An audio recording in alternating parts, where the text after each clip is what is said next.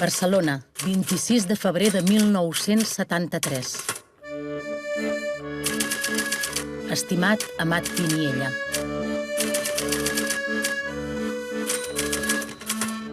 He tardat moltíssim a contestar-li la carta, però és que darrerament he anat molt atrafegada per guanyar-me la vida.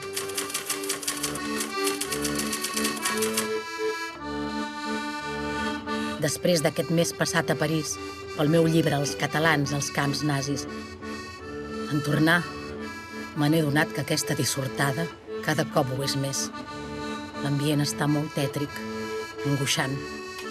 Sembla el nostre país un peix que bleixa desesperadament fora de l'aigua.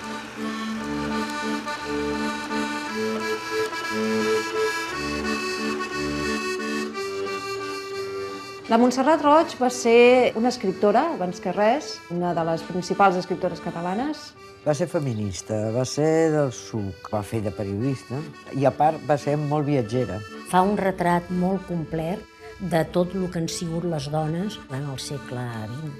Va destacar, diguem, amb tots els fronts oberts que hi havia, sobretot a l'època de l'antifranquisme.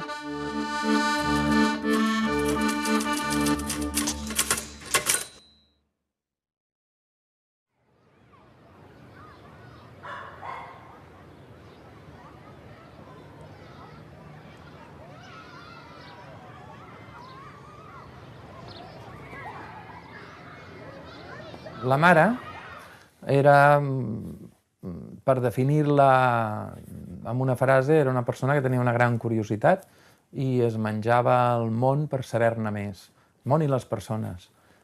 Jo crec que la definició seria aquesta. Ella de vegades em deia que era xafardera, que era tafaneria el que ella feia i per això s'havia fet periodista. Ella és escriptora de Barcelona i del Temps. Jo crec que aquestes són les dues potes on oscil·la tota la seva literatura. Barcelona, que és el protagonista de fons de tota la seva literatura. I el Temps, la infància, com passa el temps.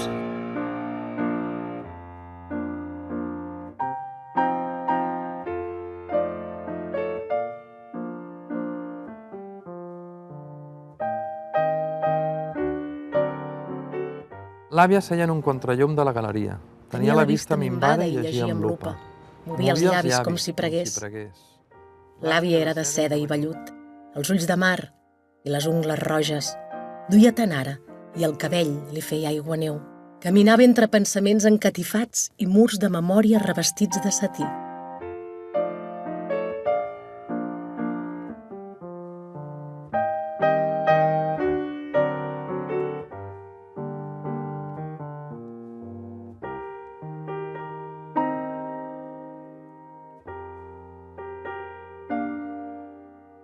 Esclar, ens portàvem 11 anys, li agradava entendre les coses. Sempre estava preguntant, mare, i això per què? Mare, i això per què? La mare va néixer a Bailén 37 en una família molt gran. L'avi Tomàs i l'àvia Albina van tenir 7 fills. Neix i creix i passa la seva infantesa envoltada de llibres, d'intel·lectuals, de cultura. Per ella és habitual, és com l'aire que respires. No és una cosa que descobreix més tard, etc. Per ella és el pa de cada dia, és allò en què ha nascut. Albina Francitorra, la mare de Montserrat Roig, hauria tenir una gran influència amb la seva filla. Abans de casar-se, treballava, era una dona força independent i tenia les coses bastant clares. Havia escrit sobre la dona, sobretot al principi de la República, que és quan hi ha tot el debat sobre el sufragisme femení. Volia desenvolupar una feina. Malauradament, 2 fets fan que això no sigui possible. Un és el casar-se, i casar-se amb un home conservador. Va decidir que a casa amb un que fos escriptor ja n'hi havia prou, i la guerra. La guerra va trencar moltes trajectòries de la República.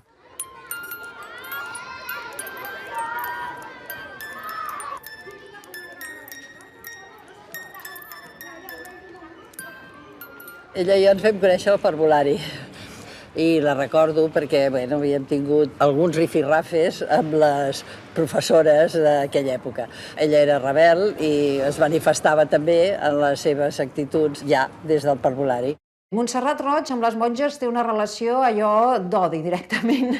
Hi havia La part de les nenes pobres i la part de les nenes que pagaven. I això a la Montserrat li agradava la justícia, per tant això no li podia agradar de cap de les maneres, com no m'agradava a mi, no? Em venen molts records del pati, quan jugàvem, quan fèiem festes, verbenes d'aquelles que es feien.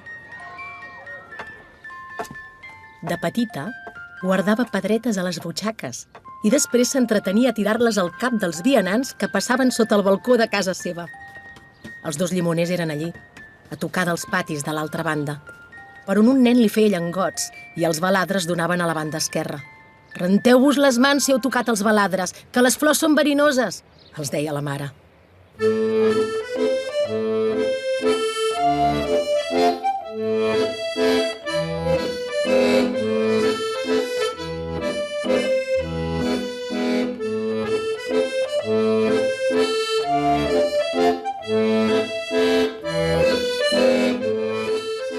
Nosaltres ens trobem a l'Escola d'Art Dramàtic Adrià Gual a l'any 62. Clar, érem molt jovenetes. L'escola en aquell moment era com una mena d'illa de cultura i antifranquista, perquè allà, a part d'estudiar teatre, estudiàvem història de l'art, estudiàvem història, estudiàvem música, o sigui, ens educàvem culturalment. I crec que per nosaltres dues va ser molt important trobar-nos amb la Maria Aurèlia Capmany.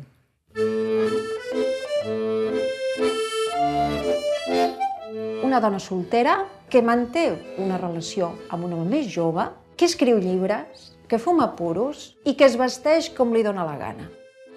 Per primera vegada veia una dona lliure, una dona que sabia qui era. S'obren molts debats, parlen molt, però evidentment que Montserrat Roig aprèn en el sentit del feminisme. Era bona actriu i més que res tenia una vis còmica. Jo recordo que vam fer La cantant calva de Ionesco, que ella feia la minyona i jo feia una de les parelles. I realment feia riure, feia riure.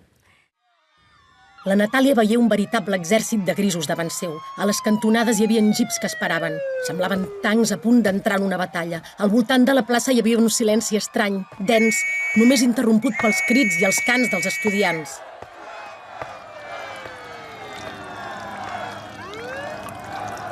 Montserrat Roig comença l'any 1963, quan porta ja un any anant a l'Escola d'Art Dramàtic Adrià Gual. Ella comença la carrera de Filosofia i Lletres i realment és tot un xoc. Té una idea que ella aprendrà una pila de coses, que serà tot fantàstic, que podrà aprendre molt, i es troba, clar, en una universitat franquista. Veníem de pensar que el Franco era bo i que tenia que anar bajo palio, i llavors vam veure que era el repressor, que havia matat a gent que no sabíem ni que els havia matat, perquè els temps de silenci van ser molt grans. Per tant, després del temps de silenci ve el temps de la cirera, i aleshores vam poder entendre la vida d'una altra manera. Quan jo la vaig conèixer era una noia que estudiava a la universitat en temps dels moviments del Sindicat Democràtic, de la caputxinada, de tot allò, i destacava, primer, perquè parlava molt bé a les assemblees i era una dona visible, i a més era allò que en diríem és una dona molt atractiva. Ella també va ser escollida delegada, però evidentment aquest sindicat democràtic no tenia validesa oficial dins de la universitat. El que hi havia era el sindicat falangista, el seu, també conegut com el seu. El que vam anar a fer és la constitució d'un sindicat democràtic d'estudiants.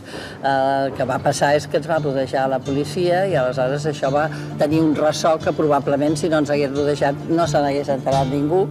De matinada hem trucat, sona el replà de l'escala, la mare quan surt a obrir porta la bata posada, que volen aquesta gent que truquen de matinada al seu fill que no sé... Ella es considerava hereva de la caputxinada. Ella deia, no, jo no sóc filla del maig del 68, jo sóc filla de la caputxinada. El fill mig es desvelava, que volen aquesta gent que truquen de matinada. L'any 68 passa una setmana, diguem, a la presó, perquè és detinguda amb l'organització d'una manifestació clandestina. La seva advocada va ser la Manuela Carmena, l'actual alcaldessa de Madrid. Allà és on pren contacte amb el món carcelari, que efectivament el podem veure al temps de les cireres. A comissaria hi vaig estar 3 dies i 3 nits. Vaig veure com baixaven els torturats. A un pintor li arrencaren la barba com si fossin manyocs de llana. Un altre anava pel passadís tot fent tantines. A un obrer l'hagueren d'arrossegar perquè penes si podia fer un pas. Allà vaig adonar-me que era una nena de l'Eixample que havia conegut la revolució als llibres i a les corredisses dels estudiants. Vaig estar 2 anys a Londres i després 1 any a París, primer continuant la carrera teatral i després ja vaig començar a Londres, vaig començar a fer fotografia. Doncs quan vaig tornar, la primera que vaig trucar va ser la Montserrat i llavors ella em va dir que havia començat a escriure i jo li vaig dir que havia començat a fer fotografia. I llavors el Serra d'Or convocava un premi per a escriptors joves. I la Montserrat va dir, bueno, jo m'hi presento, presenta't tu també amb mi, fes les fotografies. Va fer un reportatge que era Altres veus en d'altres àmbits, que era sobre la impossibilitat de crear durant el franquisme, com la gent jove es trobava amb una paret al davant. Jo que no tinc ni casa, ni cotxe, ni un carret, em vaig trobar aquell dia la fera pel carrer, tremolant i mig mort. Ai, Déu redeu la fera, i en veure't tan fotut. Veuen que se'n surten i, per tant, decideixen seguir endavant amb aquests reportatges. Montserrat Roig pot seguir escrivint, que és el que vol, guanyar-se la vida amb l'escriptura. Això és una cosa que ella té molt... La professionalitat és una cosa que Montserrat Roig sempre tindrà molt clara i, diguem que aquí és on comença. En aquell moment ella comença a escriure a Telexpress i, per tant, és una companya de Telexpress. Telexpress era un moment del diari Progre, per entendre'ns, i del diari Jove, dirigit pel Manel, l'inoblidable Manel Ibáñez Escofet. L'Ibáñez Escofet decideix en un moment donat que aquest diari l'ha de transformar en el diari que sigui d'aquests joves del 68, dirà ell. Col·labora des del Joan de Sagarra fins, fins al Tisner amb dibuix, el Kirchner amb cine, el Ramon Bernils, la Montse Roig. I allà és on començarà ella a escriure crítica literària. És a dir, tenim la Montserrat Roig, que està fent reportatges, però que també comença dedicant-se a la crítica literària.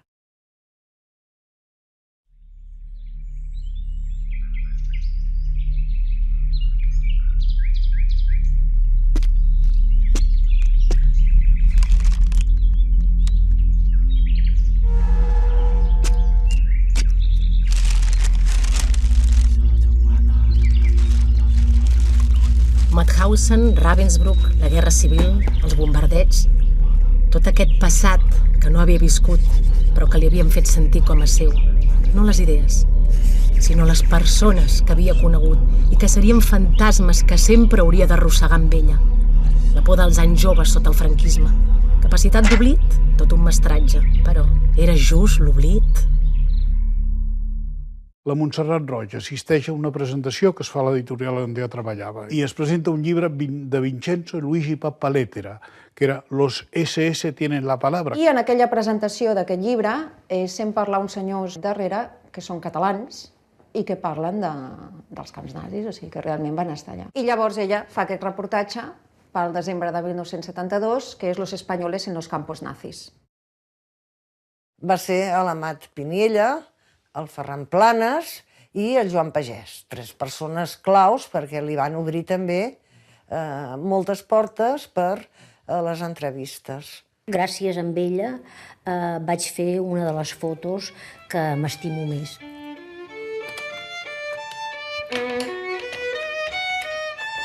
I vaig veure que aquelles persones estaven explicant coses horroroses i que no tenia cap imatge que demostrés l'horror. Llavors vaig marxar i vaig veure un descampat amb una paret. Llavors vaig tornar a pujar i amb l'excusa que no hi havia prou llum que baixéssim, els vaig fer baixar. I quan vam arribar a la paret, els hi vaig dir si es podien posar en filera com quan estaven en els camps nazis. I automàticament els hi va canviar la cara. Vull dir, era la cara aquella del record de l'horror. Hi ha un moment en què coincideix amb Josep Benet, al cap d'uns mesos, i Josep Benet li comentarà que es fixi que aquests 3 eren catalans i que seria molt interessant de fer tot un treball que recollís els catalans que van passar pels camps nazis. Aquesta llarga gestació del llibre és perquè la Montserrat Roig va entrar dintre d'un món que ella no sospitava, també per la gran quantitat de testimonis que finalment va poder reunir.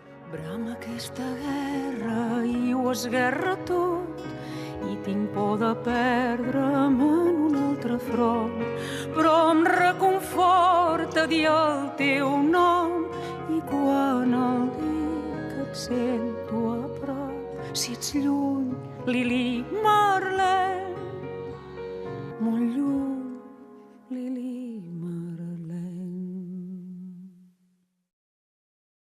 Penso que va arribar en el moment precís en què tots aquests homes i dones tenien ganes de transmetre-ho, d'explicar-ho. I va fer tot aquest periple per tots els llocs, per França, per París, on estaven exilats els homes i dones dels camps de concentració. Es parlava de 2.000 i escaig catalans. Ara hi ha el conjunt de republicans deportats a Mauthausen, la gran majoria, però tots els altres camps arriben gairebé als 10.000. Ella el que va fer va ser ordenar per poblacions i per comarques el llistat que ja estava fet dels deportats republicans. Aquest llistat és fruit d'una acció solidària, clandestina, que van fer els mateixos republicans al camp de Mauthausen. Va fer que ens ho expliquessin els que ho van viure. I jo crec que això va ser un xoc, també per ella. Mai més va tornar a ser una noia només brillant, només ingènua, sinó que va ser una persona absolutament preocupada pel tema del mal. Dels camps, vaja, pràcticament ningú sabia que hi haguessin hagut catalans en els camps. Ho sabia tothom. Jo que no ho sabia perquè no volia saber. Perquè això és molt més còmode, no? Dient, ai, sí, també ho deien els alemanys. Fins i tot del poble de Mauthausen deien que no sabien que allà hi havia un crematori. Algunes famílies van conèixer el destí dels seus mercès al llibre. Evidentment que és un llibre que implicava una persona com Montserrat Roig, en el sentit d'una persona que tingués el valor per enfrontar-se a un senyor com el Serrano Suñer, que va ser l'exministre franquista. La gran pregunta, que és el que ella se n'adona en la seva recerca, és si aquest ministre franquista sabia que hi havia gent de nacionalitat espanyola en aquells camps. La resposta de Serrano Suñer és: fora d'Espanya no hi ha espanyols, amb la qual cosa, a partir del dia següent ja surt una ordre del cap de la Gestapo que diu seran els rojos espanyols, seran trets dels camps de presoners de guerra i poden ser destinats a un camp de concentració. Aquesta és una pregunta que defineix molt el perfil de Montserrat Roig i el seu valor. Per què? Perquè fer aquesta pregunta al juny de 1976 era jugar-te la vida. Un llibre que és bàsic per la història del pensament contemporani, que és Els catalans als camps nazis. Aquest llibre és irrepetible perquè a més va ser pionera, perquè aquest tema era tabú, no es podia ni tocar. Bueno, yo creo que todo va mezclado. O sea, me gusta hacer entrevistas porque es una especie de aprendizaje de lo que es la gente, la condición humana. Y luego, de vez en cuando, pues me gusta mucho encerrarme en una habitación y escribir una novela. Porque lo bueno de las novelas es que allí se puede decir todo lo que no se puede decir en la prensa.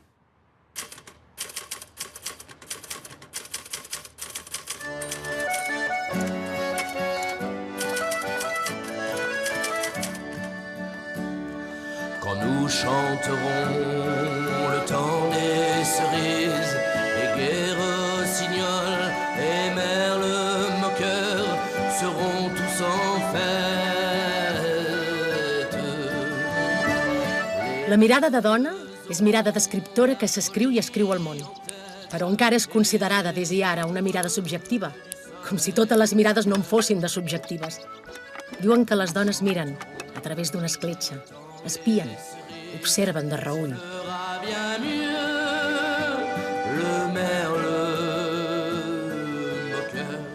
Ella vol ser autora teatral perquè, evidentment, està dintre del món del teatre. A 62-63 ja tenim els primers textos, que no seran publicats, però diguem els primers contes curts o coses que va escrivint. No té massa clar si escriure en català o castellà. Pensem que és el moment de la novel·la hispanoamericana, és el moment d'un boom excepcional, no? Dels grans autors en llengua espanyola, i, esclar, evidentment, això és un reclam a tot arreu. Ella sap que Joaquim Moles està fent una sèrie de seminaris, unes classes sobre literatura catalana. És Joaquim Moles qui convencerà a Montserrat Roig de que està molt bé ser escriptora, però has de conèixer bé la teva tradició i has de saber d'on vens. Jo vaig guanyar el Premi Víctor Català, que era el premi més important que sonava de contes en aquell moment, amb Boires, i els 70 em fan jurat, i aquell any el premi vam donar a la Montse Roig per molta raó i pocs tebó.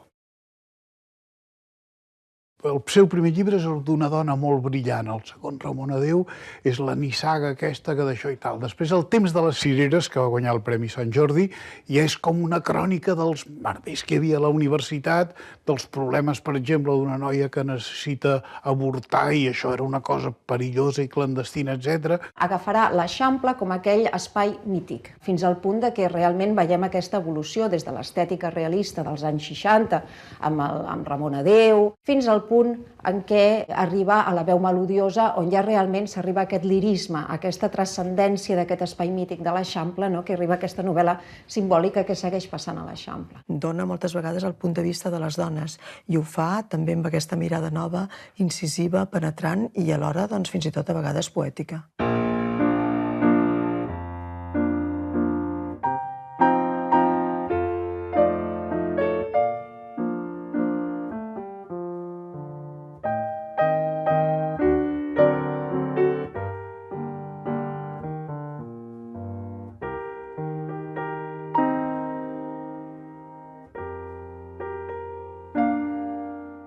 És com la notària de què va ser créixer a la postguerra catalana i ser una progre als anys 60, d'esquerres, etc., però crea tot un món. El moment d'escriure sempre es tancava en un lloc. I a més és curiós perquè cada novel·la l'escrivia en un lloc diferent, no? Va portar temes universals de la condició humana, coses tan grans com això, però sempre amb un lloc o una situació particular. La Montse jo crec que va aportar a la literatura catalana un punt de vista feminista i literari nou.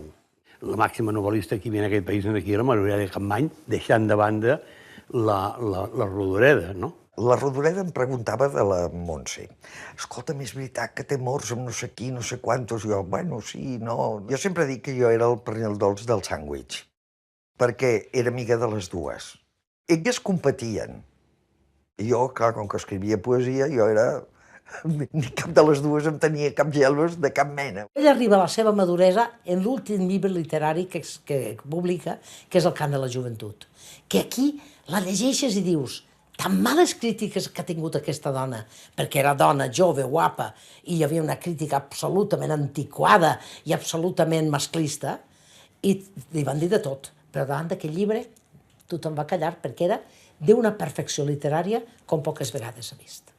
La veu melodiosa, per exemple, que és una novel·la molt lírica, amb moltes cites d'Ausiàs Marc, precisament, però amb el fons de tota l'activitat política dels anys 70 i la protesta en contra de la guerra de Vietnam i tot el que estava passant aquí a Barcelona en aquests anys.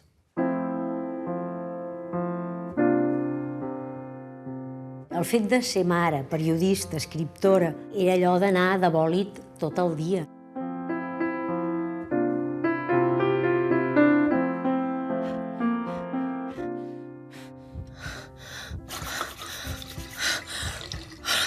Els dolors han estat més forts que mai, com si els tingués al cervell, com si per dintre hi hagués una explosió, com si rebentés tot això, però no solament per baix.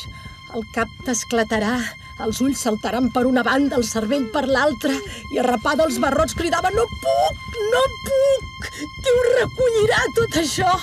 I quan era a punt de volar per l'aire, la llevadora m'ha dit «Ja està!» Era tan gran la joia que sentia que m'hauria aixecat i m'hauria posat a ballar. Tant el Jordi com jo vam néixer en una família, evidentment, més que intel·lectual.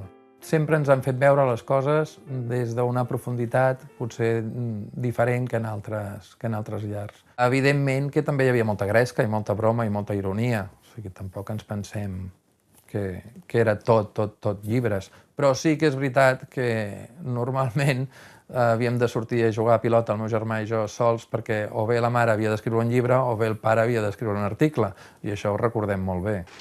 Veiem que vens acompanyada d'un dels teus fills. Com te dius? Roger! Escolta'm, tu vens a treballar sempre amb el teu fill? Bé, sempre no, sí, durant el curs no. El que passa és que com que les escoles tanquen els UNY i no hi ha guarderies gratuïtes per les mares que treballen, doncs l'he de portar al treball. Bé, doncs et deixem treballar i tu fes molta bondat, sents? D'acord? Montserrat, moltes gràcies. Fins ara.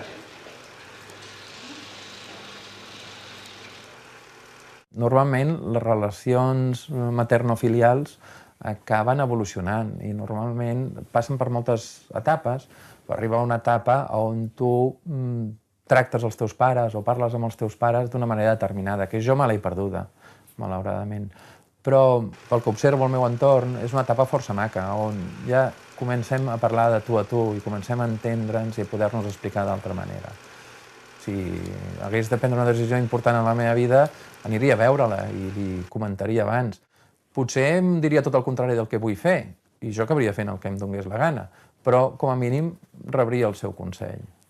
D'entrada de la meva mare he de dir que estàvem superunits l'un amb l'altre. Érem una parella perfecta en això, i era la persona que més m'estimava jo, era la meva mare. Què recordo d'ella? Doncs era una persona que li agradava fer molta broma, també, com el meu avi. L'avi Tomàs també era molt bromista. A mi em va ensenyar a ser feliç i a no preocupar-me massa per les coses. Ensenyava, educava els nens de que la mare treballava, que tenia una feina i que era molt important. Llavors, als matins, als nens els hi deia la mare fa novel·la, i es tancava. Montserrat Roig no vol acceptar el xantatge clàssic que encara existeix avui en dia d'haver de decidir o ets mare o tens una carrera professional. Hi havia un pis d'aquests de l'Eixample, molt llarg, molt allargassat i tal, i ella tenia el seu despatx per escriure al fons del pis. I un dia, mentre ella estava escrivint, tenia prohibit que els fills, una interrupció dels fills, mentre ella escrivia, això estava prohibit del tot. I llavors un dia el Jordi pel passadís va i diu mare, que hi ha un senyor aquí al passadís. I ella, nens, deixeu-me en pau. I els nanos en tornen allà, el lladre mira allà una cosa, com que sent sorolls, doncs tampoc no devia veure allò clar, i se'n va, toca el 2. I quan acaba de tocar el 2, van els fills allà a la mare, i diu, mare, és que... Diu, ja us he dit que no d'això, i que si m'enfado és perquè... Diu, no, és que hi havia un lladre. I la mare es queda tot així, tota animada i tal. Home, diu, per què no m'ho dèieu? Diu, per què no et podem interrompre? De records amb la meva mare, divertits, n'hi ha moltíssims. En molts d'ells també hi participa Montse Blanes. Nosaltres vivíem a una distància d'uns 50 metres. Quan els nanos sortien de l'escola ens anàvem a la muntanya, els nanos a jugar i nosaltres a xerrar. Algunes vegades havíem treballat juntes, viatjàvem, però a l'època que vam viure a Bailén, doncs ella vivia al tercer pis i jo al principal. I aleshores allò era un vaivent amb l'ascensor de nens en pijama, i perquè a uns els agradava la dutxa de baix, als altres els agradava el lavabo de dalt, en fi. I bueno, va ser una època molt maca amb els fills. Com a parella, ella em va portar primer molts estímuls amb moltes dimensions, perquè ella tenia una curiositat sense límits, en tots els aspectes. Era una gran animadora quan estava en grup i el mateix passava a casa i a més a casa sempre hi havia molta gent convidada. A vegades érem 10, a vegades érem 3 i a vegades érem 15, vull dir, però l'amistat per ella era una cosa molt, molt important.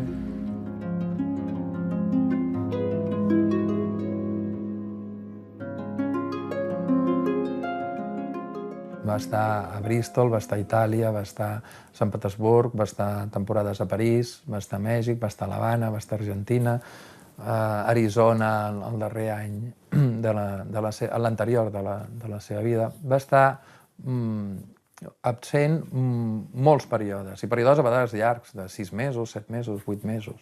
Ens quedàvem en Roger i jo sols i ens havíem d'espavilar. Tenies 12 anys i t'havies d'espavilar. El pare no vivia amb nosaltres.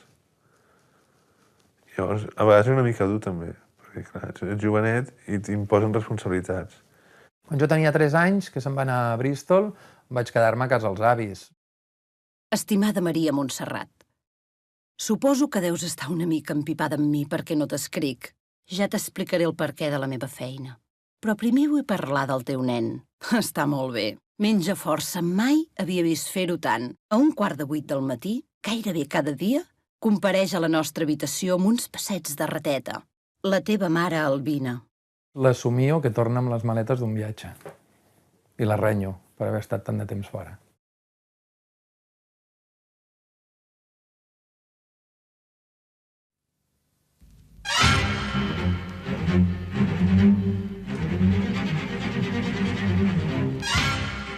En el programa Personatges, la Montserrat va fer 49 entrevistes.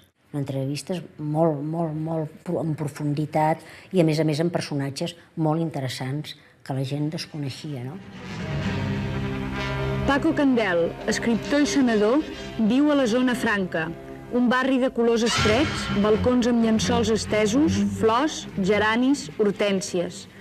Vos que heu fet professió de pobresa, heu fet un vot radical com a monjo, també us veieu en aquest moment portant la gran empresa de Montserrat.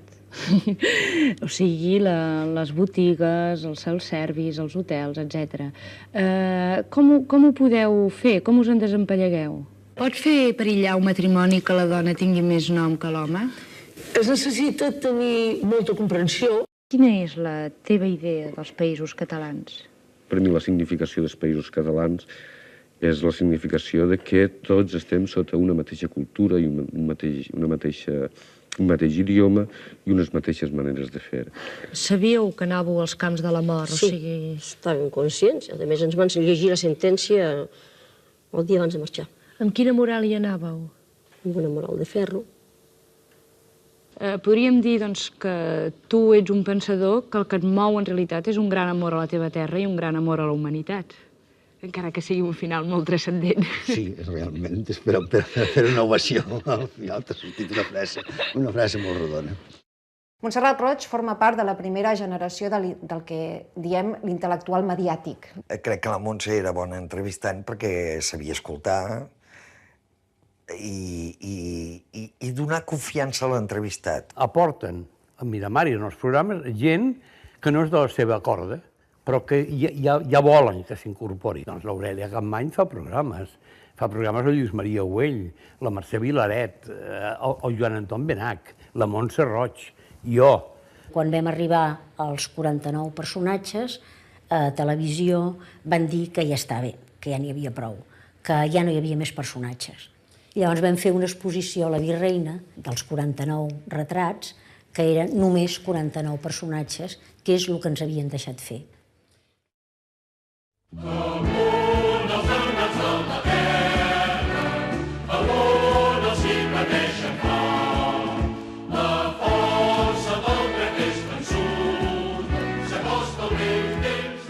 La Montserrat va tenir molt d'interès en recuperar les veus silenciades, en donar veu a la gent sense veu. Era molt coherent amb la seva presa de posició política, que era justament la presa de posició política a favor dels de baix.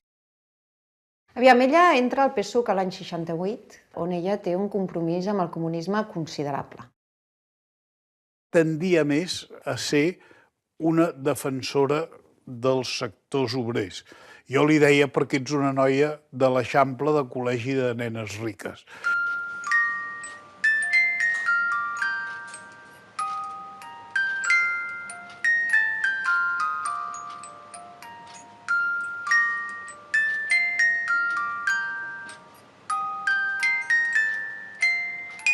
Als 70 ella es distancia. Volia demostrar que es podia seguir sent solidari o es podia seguir treballant contra el franquisme sense necessitat d'obeir consignes d'un partit. Suposo que era una persona prou intel·ligent com per veure que aquelles coses que en podríem dir les burocràcies i tot això feien mal. A partir del 73, diguem que és quan comença també la seva relació amb Quim Sempere, que és un dels líders del PSUC, doncs assisteix a assemblees, assisteix a mítings. La Montserrat tenia una militància intermitent perquè li avorrien les reunions. Ella, de fet, el que li semblava significatiu, i em sembla que amb això tenia tota la raó, era l'aportació que podia fer com a periodista i com a escriptora. Evidentment, el PSUC té a Montserrat Roig com un patrimoni propi, perquè s'ha format des de les seves files. És una dona molt coneguda i, per tant, la posen a les llistes.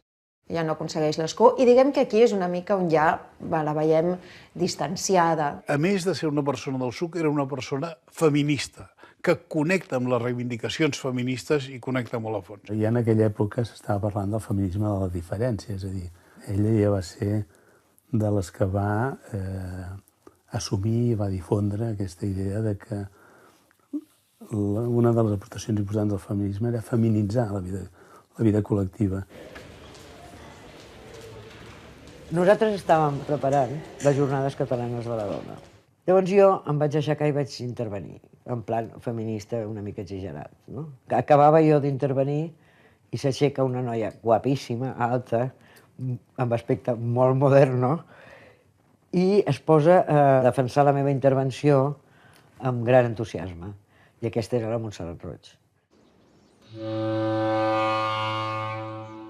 Una vegada vaig trepitjar uns ulls de dona, uns ulls mig esborrats per centenars... Uns ulls mig esborrats per centenars, milers de petjades per la pols, pels vents, pels anys, en un antic mosaic armeni que hi ha a prop del temple de Garbi, a l'indret on foren immolades moltes donzelles en honor dels déus d'Urartu.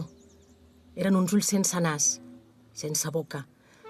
Uns ulls de dona que miraven el món des del terra i que semblaven demanar ajut. Les Jornades Catalanes de la Dona van ser el 1976 i jo crec que és una conseqüència d'una efervescència que ja es començava a viure. Van influir, sobretot, evidentment, a moltes dones que no es havien ni replantejat quin era el paper que estaven jugant. Pensàvem que seríem 300 persones i en vam ser 3.000 dones.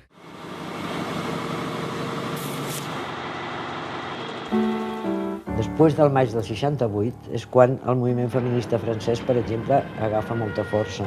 No era això, companys, no era això. Però estàvem convençuts de que ho canviaríem tot. I a més al començament ho semblava, clar, era una època estimulant.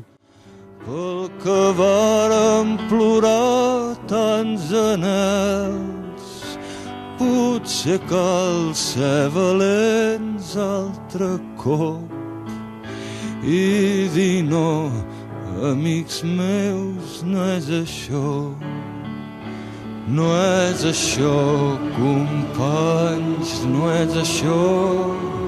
Llavors lluitava per al reconeixement del país, per al reconeixement de la llengua. Era un catalanisme que ens sortia de dintre, no? Va ser una pionera o algú que va aportar en aquesta línia, no? En aquesta línia de vincular-se, de recuperar la memòria de les classes populars, incloent-hi els immigrants, que era una temàtica que amb ella la va preocupar i que també va elaborar, va treballar.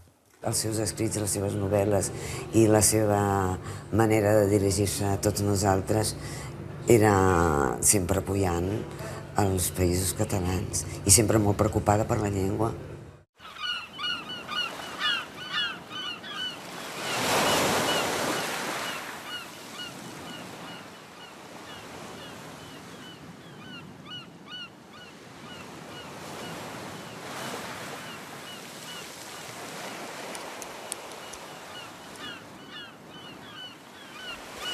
Però Ulisses no sabia res de sentiments.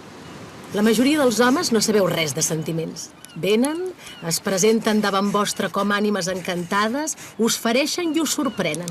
Tu mateix et quedes perplex quan una emoció et ve i et torna.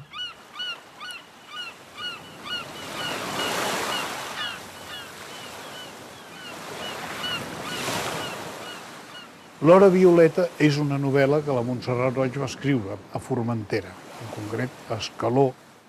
Va ser una novel·la de reflexió, suposo que sacsejada ella per dins també per les ruptures sentimentals que havia passat i per la figura precisament de la persona que ella adorava tant, que era el Quim Sant Pere. La Montse estava passant una època dura, sentimental, etc. I, per tant, es reflecteix també en el llibre. Jo crec que era una dona que s'enamorava molt fàcilment. Era dolça, li agradaven els homes molt, i llavors era molt enamoradissa. I va tenir, doncs, moltes històries d'amor i molt... El que passa que potser no va tenir massa sort, segons com, segons amb quines parelles. Curiosament, quan dic que el llibre no és en va que l'escriu allà a Formentera, és perquè hi ha moltes referències. Per exemple, a Ulisses, per exemple, al Mediterrani, i, per exemple, a tot el que el mar ensenya. El mar no t'ensenya a ser d'una sola peça i que tot sigui quadrat. El mar, precisament, t'ensenya que els dies canvien i que hi ha un dia que les onades esclaten i que en canvi hi ha un dia de pausa i de tranquil·litat.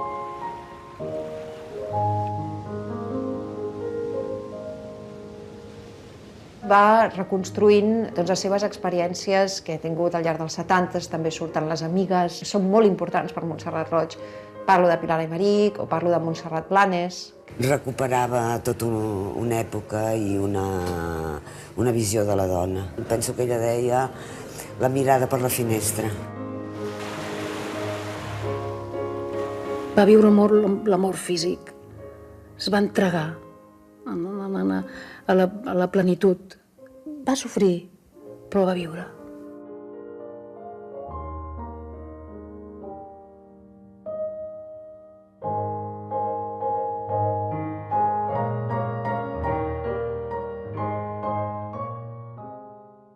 La Judit tenia la mirada trista, molt trista. Poques vegades reia. Només quan ella i la Cati seien al jardí de casa, sota l'ombra del llimoner, aleshores totes dues reien. Això que era la guerra i tots ens moríem de por.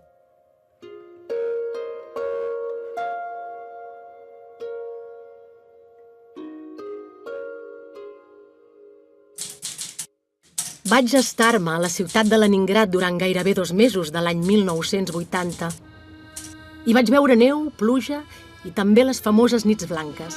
M'hi havia convidat l'editorial Progrés, de Moscou, perquè escrivís un llibre sobre el setge que patí Leningrad durant l'ocupació nazi a la URSS. És un moment, el govern Brezhnev, en què està interessat en donar a conèixer la Unió Soviètica al món i, per tant, contacten escriptors de diversos països perquè escriguin llibres sobre la Unió Soviètica. Evidentment, vol seguir amb la història dels nazis. La idea és fer el mateix que havia fet amb els catalans als camps nazis, conèixer els supervivents i recollir aquests testimonis i fer un llibre. La història del setge de Leningrad.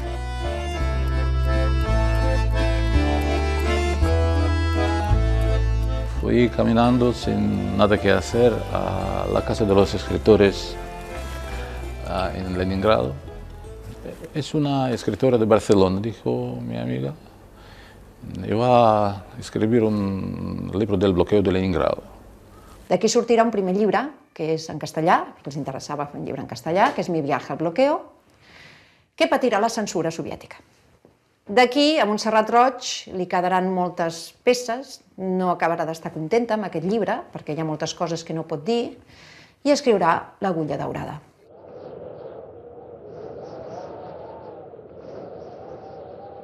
Jo crec que el que més la va sorprendre a Sant Petersburg és la gent. Quan va entrar en contacte amb la gent i va poder parlar amb ells i veure que eren molt similars a nosaltres. Era una ciutat que va patir durant la guerra un setge i que hi havia molts records que valia la pena explicar sobre aquell setge. Sempre tenia el punt de mira com l'ésser humà va repetint constantment la destrucció de l'ésser humà. El bloqueo era una cosa más trágica y grande y ella lo sentía por su interior.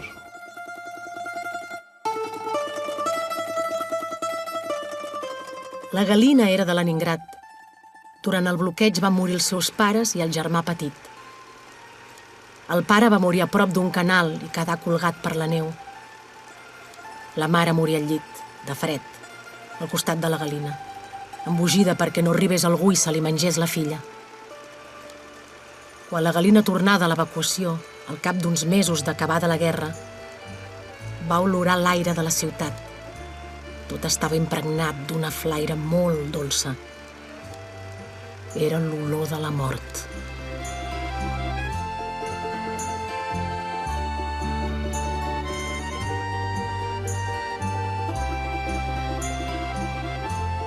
Va explicar, quan va arribar a Sant Petersburg, li agradava perquè el carrer on vivia, a Barcelona, havien passat tramvies a prop, no? I allò la reconfortava perquè a Sant Petersburg hi ha tramvies.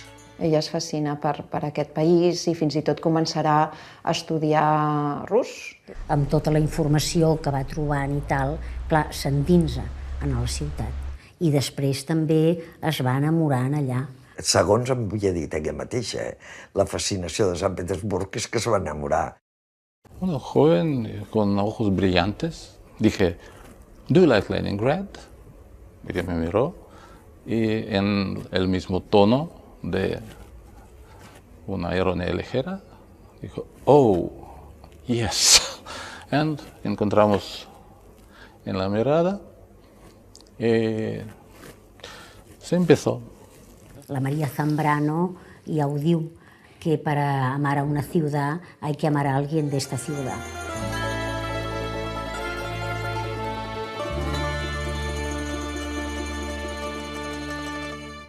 A partir dels anys 80, sobretot aquest canvi 78-79, la Montserrat Roig fa una jugada mestra. I és que els seus llibres comencen a traduir-se i a publicar-se a Espanya, primer, i després a molts altres països europeus. Per començar, ella va ser molt hàbil de que de seguida sortia gairebé simultàniament català i castellà. I desenganyem-nos. Sempre serà important per nosaltres que ens tradueixin al castellà. Ensenyava les seves novel·les en moltes universitats americanes, sobretot a base de traducció. No s'estudiava en català, sinó en espanyol. Sí que també hi haurà silenci de la crítica, que la crítica pot ser dolenta i fot, però el silenci encara és pitjor. Va ser incòmode pels tradicionalistes, pels masclistes, pels sexistes, pel sistema, en principi, perquè la Montserrat deia el que pensava. La Montserrat jo crec que va ser incòmode, per exemple, doncs per la dreta governant. El pujolisme era una formació, un moviment molt peculiar, amb la qual o estaves amb ell o estaves contra ell. Ella va posar el dit a l'ull tant al masclisme, el va denunciar dins del Partit Comunista, també, va posar el dit a l'ull per la qüestió social, qualsevol signe de poder, ella hi posava el dit a l'ull. Tenia aquella capacitat que tenen els gats, que és que quan no et volen fer cas, un gat et dirà tant s'abandona perquè no d'això. Però en canvi que quan són divertits són eixerits i et porten per pistes diferents. Doncs una mica la Montserrat Roig va ser un gat de l'Eixample. Llegeixo, escric, i com sempre m'adono que no sé res. Llegeixo tot el que puc de teoria de la novel·la i tinc por, molta por. M'agafen uns dubtes terribles. No seré solament una periodista brillant, intuïtiva, bona observadora, amb certa capacitat per la memòria i prou? Per què m'entesto a escriure novel·les? Montserrat Roig se sent desgastada per aquest fre de la crítica. Llavors aquí arriba aquesta crisi, que és quan li diu al Pepito, a Josep Maria Benet i Jornet, que no sap exactament per què s'entesta a seguir escrivint novel·les, si en realitat on té èxit és amb el periodisme. Moltes vegades, a l'hora d'esmorzar, després de llegir el diari, tant en el Jordi com en mi, ens preguntava coses, a veure què ens interessava, i potser d'allà en treia algun article. Doncs algun titular, jo recordo que era d'un dels dos, del Jordi o meu. En les columnes es mescla tot, diguéssim. Seria el feminisme, el ser catalana, el catalanisme. El que més es veu és que és sincera, que diu el que pensa sense cap subterfugi i la gent se la creu. I doncs aquí surten tots aquests articles, no? Aquest dietari obert que van ser els articles de l'Avui. Ja és el període del càncer, de la malaltia, i bé, diguem que és una... Ella segueix treballant.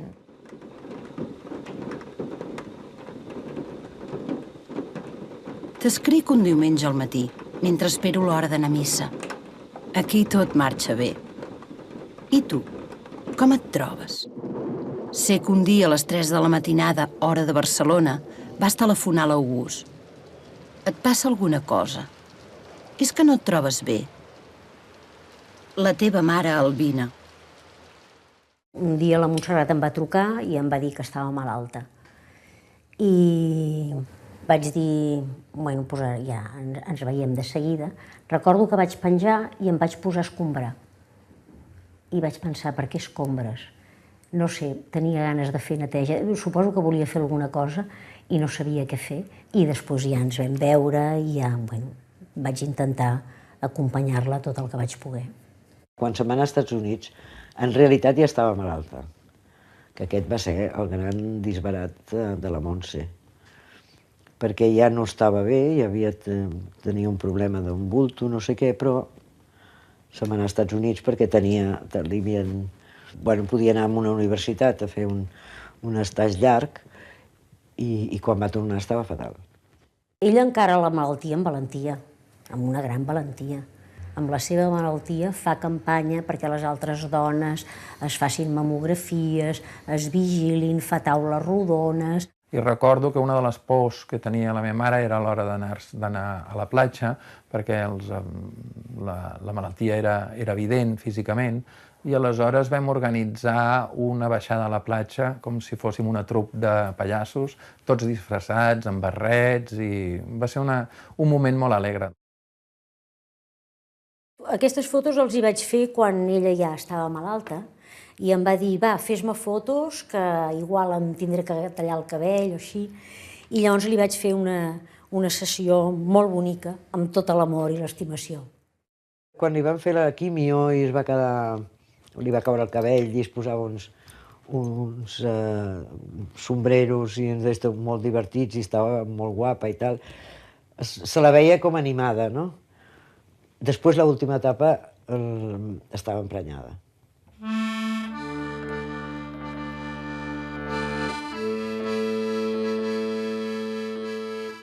Ella ens va escriure un article molt maco sobre el sofriment, si tenia sentit patir. I ella deia que li semblava, després d'haver patit tota la malaltia, les metàstasis, i estava el dia abans de la seva mort, que al món no hi havien vingut a patir, hi havien vingut a viure. A vegades, quan agafem una obra literària, diguem, un clàssic, és evident que si sabem coses de qui la va escriure, potser l'entendrem amb una clau o amb una altra, però no és necessari. Si tu llegeixes un clàssic, el clàssic en si mateix és un tot, no necessites saber res del personatge. I avui en dia estem parlant molt del personatge i poc de la seva obra, que és el que jo crec que a llarg termini hauria de perdurar. Ella era una dona que va gaudir molt, d'una manera molt profunda de la vida, és com jo la recordo, va disfrutar molt de la vida, dels plaers de la vida, però també va patir molt en aquesta vida. Jo la recordo així.